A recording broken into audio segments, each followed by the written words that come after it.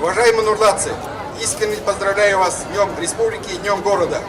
Желаю всем жителям крепкого здоровья, трудовых успехов, стабильности, мира и процветания нашей республики и нашему району. Решите от лица руководства республики, от президента зачитать поздравления. Уважаемые татарстанцы, от души поздравляю вас с главным государственным праздником Татарстана, Днем Республики.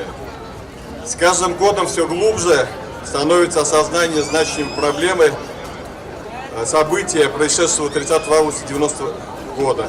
28 лет тому назад республика приняла на себя ответственность на судьбу многонационального народа Татарстана. Нурлат районы республика көненә урып җыю эшләрен төгәлләп президентка рапорт бирү белән каршылады. Сөләйманов крестьян фермер хуҗалыгы комбайнчысы Илдус Әндәрҗанов Владимир Никитин истәлеге төп призга лайык булды. Кыр батырына 50 000 сумлык сертификат һәм кубок тапшырылды.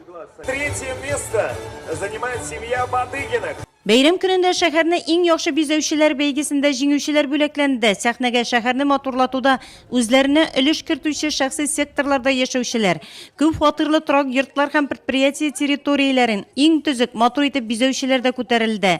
Шәһәр башкарма комитетының рәхмәт хаты Блиновлар гаиләсенә архитектор Людмила Батыршинага бирелде. Автомашина УАЗ и сказочная машина.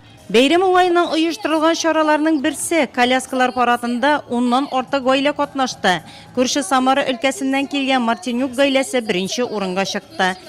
Колясканы мин 2 атна эчендә ясадым, интернет аша белдек һәм бәйгедә катнашырга булдык. Первый внук, он самый... Безнең ул гаиләдә беренче онык, димәк ул патша. Кәефләр әйбәт, гаилә белән бәйрәмгә килдек. Безнең балаларыбыз да бу бәйрәмне белсен дип тырышабыз. Төрле милләт халкы бердәм булып республика һәм Нурлат шәһәре көнен билгеләп үтте. Нурлатның кайсы пишмагына барып чыксаң да, бүген бәйрәм хисе, бәйрәм рухы. Көне буе менә мин бүген бәйрәмнәрдә йөрим. Нурлат шәһәрендә андый милләт аермалыгы бер кашында булмады. Безнең бер үк сәхнәдә, бер үк мәйданда кочакланышып рус, татар, шуаш һәм башка милләт халкы рәхәтләнеп бии, җырлый, аралаша. Шуашча да, урысча да, татарча да безнең сөйләшүдә бернинди дә аермалык юк, бернинди дә киртәләр юк. Без рәхәтләнеп аралашып яшибез.